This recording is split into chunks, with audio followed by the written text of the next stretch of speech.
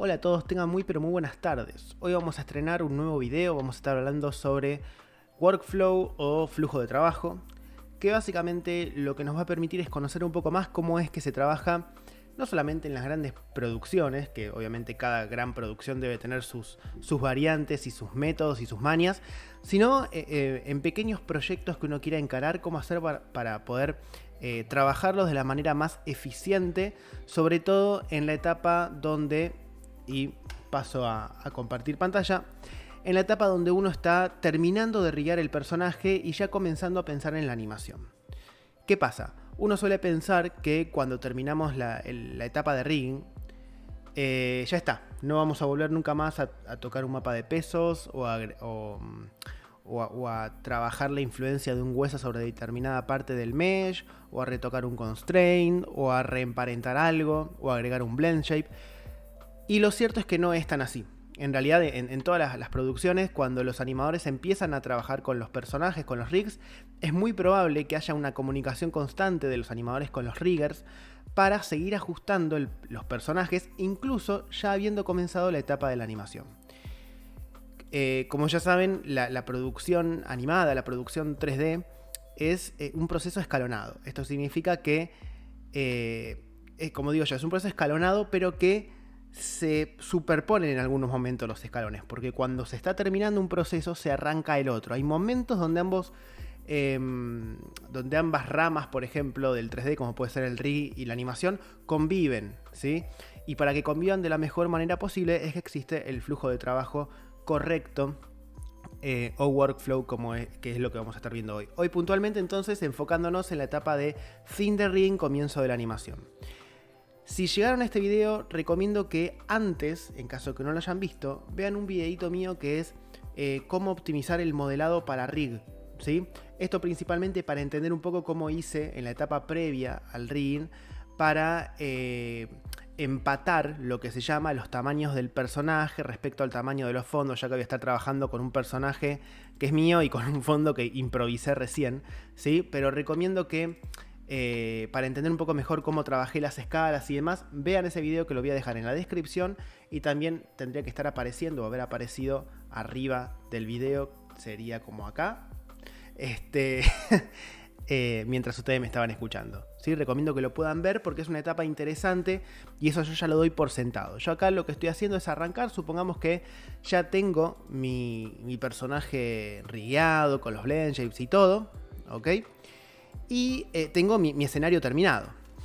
Y digo, bueno, ahora quiero empezar a animar mi personaje. Por supuesto que este escenario son 2 polígonos que tiré recién, ¿sí? Pero supongamos que digo, bueno, quiero empezar a animar mi personaje. ¿Cuál es el proceso? Y muchos alumnos me preguntan, ¿me traigo el escenario? ¿Me llevo el personaje? ¿Lo importo? ¿Lo exporto? Y bueno, y empieza a haber un montón de confusiones al respecto. Lo que hay que hacer es lo siguiente. Primero y principal, recomiendo que se organicen en una carpeta en sus computadoras, donde ustedes quieran. Una carpeta con estas nomenclaturas, ¿sí? Primero, una carpeta que se llame escenario. Otra carpeta que se llame personajes, que a su vez puede estar adentro con subcarpetas, dependiendo de si tienen varios personajes en su proyecto. Y una carpeta que se llama animación. Obvio que esto es recontra customizable y adaptable a lo que ustedes necesiten, pero yo recomiendo que trabajen sí o sí con estas 3 carpetas, ¿ok? Pueden agregar muchas más. En la carpeta escenario van a guardar el escenario que ya debe estar terminado, con las texturas, incluso puede tener hasta las luces. Otras personas prefieren poner las luces en otro archivo. Supongamos que en mi escenario yo ya decidí, voy a poner una luz así nomás, acá. Supongamos que en mi escenario yo ya decidí que la luz va a venir acá y ya forma parte de mi escenario, ¿ok? Entonces lo que recomiendo es que el escenario esté lo más prolijo posible, que pueda estar todo bien nomenclado, por ejemplo piso y esto que se llame, no sé, casa, ¿ok? Y agrupado le pueden poner geo escenario, vamos a poner minúscula, geo escenario. Y acá le pueden poner luz directa, escenario. O sea, que tenga una nomenclatura, que no esté todo como que se note por default, ¿ok? Que tenga una nomenclatura bien agrupado, que esté bien organizado en el outliner, que no haya cosas sueltas, que todas las geometrías estén agrupadas, que todas las luces estén agrupadas. Y una vez que hacen esto, lo van a guardar, ¿sí? Yo acá lo voy a guardar en escenario. Lo voy a guardar como MA, es el formato más recomendado en estos casos, porque es quizás el más estable, y en muchos casos aquellos que se las ingenian con algo de programación pueden editar o rescatar un archivo que esté en MA mucho mejor que uno que esté en MB. Y si no me equivoco también es mucho más compatible entre diferentes versiones del Maya. Le vamos a poner escenario, ¿sí? Versión 1, porque van a seguir modificándose y agregándose otras versiones. Entonces vamos a ponerle escenario versión 1. ¿Sí? Lo mismo con el personaje, tienen que hacer un proceso muy similar. Yo acá ya lo hice, ven, agrupé la geometría, agrupé el rig, todo lo que se enseña cuando uno está aprendiendo rig. Y este personaje lo vamos a guardar en la carpeta de personaje, justamente. Y este personaje se llama Marangoni, porque mi personaje se llama así. Y le vamos a poner, no me acuerdo cómo nomenclé el otro, pero creo que era _ versión 1. ¿Sí? Porque es nuestra primera versión lista para animación del personaje. Una vez que tenemos esto, ya podemos cerrar ambos archivos, ¿ok? Y acá voy a crear un nuevo archivo. ¿Por qué? Porque no voy a animar mi personaje en el escenario, ni tampoco en el archivo del personaje. Lo voy a animar en un archivo totalmente nuevo. ¿Ok? Hasta acá estamos de acuerdo. Tenemos el personaje guardado por un lado en pose T, en medio del escenario, perfectamente agrupado, limpio, sin ninguna layer dando vueltas, ni ningún grupo, ni mesh de blend shapes por ahí. Y por otro lado tengo el mesh de la geometría, probablemente con las luces también. A este nuevo archivo, este va a ser el archivo donde yo voy a animar. Suponiendo que estamos en un proyecto, no sé, personal, yo acá me preparé una carpeta que se llama animación, que está dividida en las diferentes tomas que vamos a animar. Supongamos que voy a arrancar con la toma 1. Entonces voy a poner toma 1, no sé, 001, porque siempre está bueno tener versiones, ¿ok? O podemos poner, para seguir con la misma nomenclatura de antes, toma 1 versión 1, ¿sí? Y hacemos clic en guardar. Y acá, mucha atención acá, que esta es la parte más importante del video. A la hora de importar mi personaje y de importar mi escenario, voy a ir a File, Reference Editor, y voy a importar mi personaje y mi escenario como referencia. ¿Qué significa esto? Ya lo vamos a ver. Voy a venir acá, voy a venir a importarme, por ejemplo, primero el personaje, y luego vuelvo a hacer clic en este más, y voy a importarme el escenario. Entonces yo acá tengo personaje y escenario, ¿sí? Y es acá donde yo voy a animar mi personaje. ¿Y por qué lo importé por referencia? Porque acá hice clic en un atajo que tengo que es el Reference Editor, ¿sí? ¿Por qué lo importé como referencia? Bueno, básicamente el concepto de referencia es el que maneja, creo yo, cualquier programa de edición, por ejemplo, como un Premiere, como un Sony Vegas, donde está todo el tiempo ruteando, linkeado a su archivo original. Esto, entre otras cosas, me permite... tiene un montón de ventajas. Ventaja número 1, el peso del archivo. Es decir, que el peso del archivo que es el archivo de animación, va a ser muy liviano. ¿Por qué? Porque no tiene la información del personaje ni la información del escenario embebida, o sea, incorporada en el archivo. No, está todo el tiempo linkeando a otros dos archivos. Entonces el peso específico de mi archivo de animación va a ser muy bajo, porque solamente va a tener información de keyframes o de algún otro objeto que yo cree directamente nativo en este archivo. ¿Ok? Segundo, bueno, y esto va muy de la mano hoy por hoy con la pandemia y con el trabajo virtual desde casa. Permite un flujo de archivos mucho más rápido, ¿sí? Pasarse de una persona a la otra, el mismo archivo es mucho más liviano. Este debe pesar un par de megas o 1 o 2 megas nada más. Imagínense esto extrapolado a proyectos mucho más grandes, ¿no?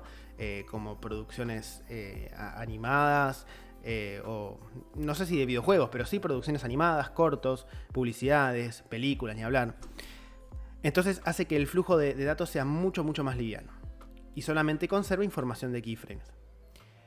Como su nombre lo indica, está referenciado, o sea que está linkeado a otro archivo. Esto significa que para poder abrir este archivo de animación, todos tienen que tener en su computadora los archivos originales, o sea, a la persona a la que yo le paso, o sea, vieron que recién les comentaba que es muy útil porque yo puedo pasarles solamente el archivo de animación y que es muy liviano. Bueno, pero la otra persona Previamente o posteriormente tiene que también conseguirse el archivo del personaje y el escenario una sola vez y tenerlo en su computadora porque va a necesitar rutearlo.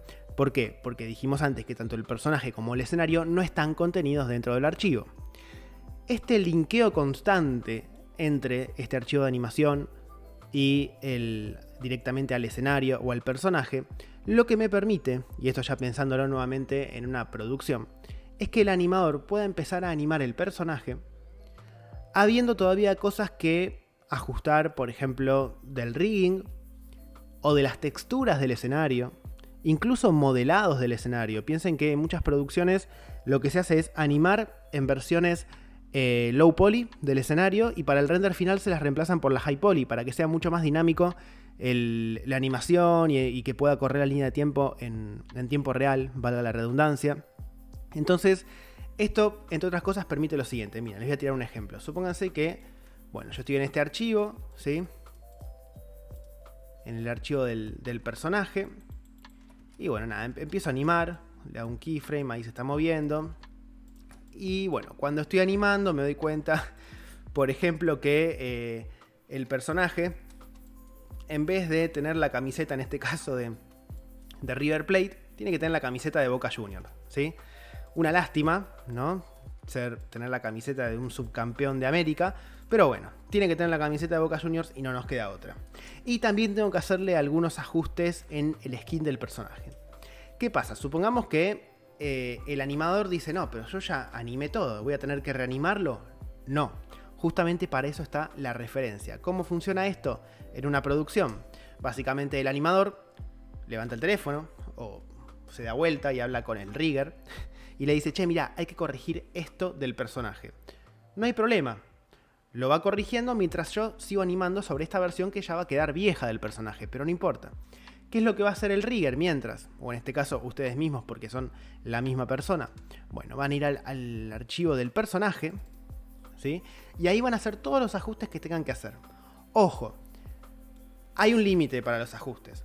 Podemos pintar skin, podemos cambiar texturas, podemos trabajar algún emparentamiento, pero ya no podemos empezar a agregar huesos así como así, o empezar a agregar o cambiar nombres de controladores. O sea, hay ciertos límites que hay que tener en cuenta, sobre todo si uno está recién arrancando, ¿sí?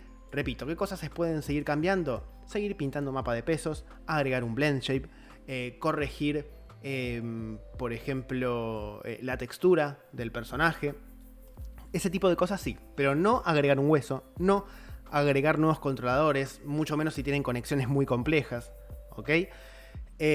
Porque ahí ya estamos generando prácticamente un personaje muy distinto en cuanto a nomenclatura, distribución de huesos y demás, al otro personaje.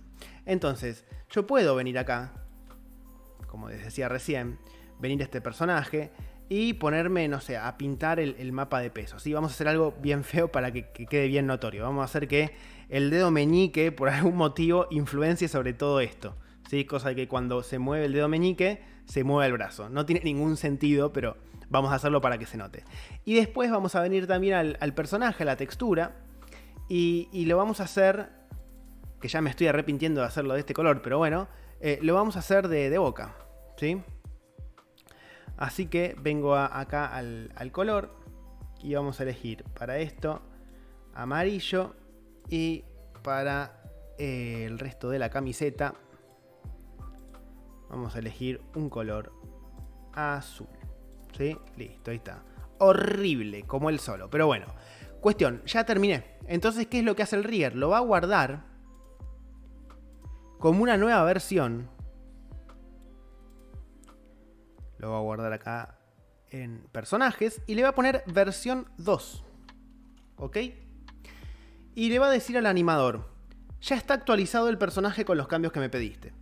¿Qué es lo que va a hacer el animador? Va a venir sobre lo que está animando. El animador, mientras tanto, siguió animando, ¿sí? O sea, de hecho, muy probablemente, si tenía que corregirse lo del dedo meñique, supongamos, no importa. El animador lo siguió animando, por más que acá no tenga el resultado deseado, ¿sí? Movió el meñique, hizo lo que había que hacer. nada, siguió su buen rato animando. A veces estos cambios pueden tardar días, por eso es importante que uno pueda seguir haciendo su trabajo mientras por otro lado se sigue actualizando el personaje. Cuando ya está listo el nuevo personaje, lo que se hace es, esto se hace lo mismo con el escenario, venir al Reference Editor, botón secundario, referencia, reemplazar referencia, y acá buscan la versión 2 del personaje. ¿Sí? Cuando se actualiza, acá lo tenemos con la nueva camiseta de Boca y esa corrección, entre muchas comillas, que le hicimos al dedo meñique. Fíjense que ahora cuando mueve el dedo meñique se genera la corrección, ¿sí? Que hizo el rigger. Entonces de esta manera se puede trabajar mucho más cómodo y tranquilo, sabiendo que cualquier avance que nosotros hagamos sobre la animación y cualquier error que nosotros podamos encontrar en el rigging no va a hacer que tengamos que volver a reanimar el personaje y entrar en una especie de loop o ciclo infinito de nunca terminar, básicamente porque siempre vamos a encontrar un error y siempre vamos a querer retocar algo. Entonces la forma más prolija siempre es trabajar por referencia. Por supuesto que esto no es lo único que existe en cuanto a flujo de trabajo o workflow. Esto es una de las tantas cosas que forman parte de lo que se llama flujo de trabajo en un proyecto 3D, por ejemplo, ¿sí? Después también hay un montón de cuestiones de flujo de trabajo que tienen que ver con el modelado, con la textura, con el render, ¿sí? Yo solamente les quería mostrar puntualmente el flujo de trabajo que se utiliza o que yo recomiendo utilizar cuando estén terminando de riggear sus personajes o cerrando los escenarios, pero ya quieren empezar a ver en movimiento para empezar a testear el rig como verdaderamente debe ser testeado, que es animando. Así que, como siempre les digo, espero que este tutorial les haya servido, lo puedan aplicar en sus proyectos, en sus producciones, en sus cortos. Y cualquier comentario, aporte, crítica o experiencia que tengan, capaz en alguna productora y tengan mucha más experiencia que yo y que lo quieran aportar, bienvenidos sean los comentarios. Y bueno, nosotros, si no nos volvemos a ver, hasta luego y gracias.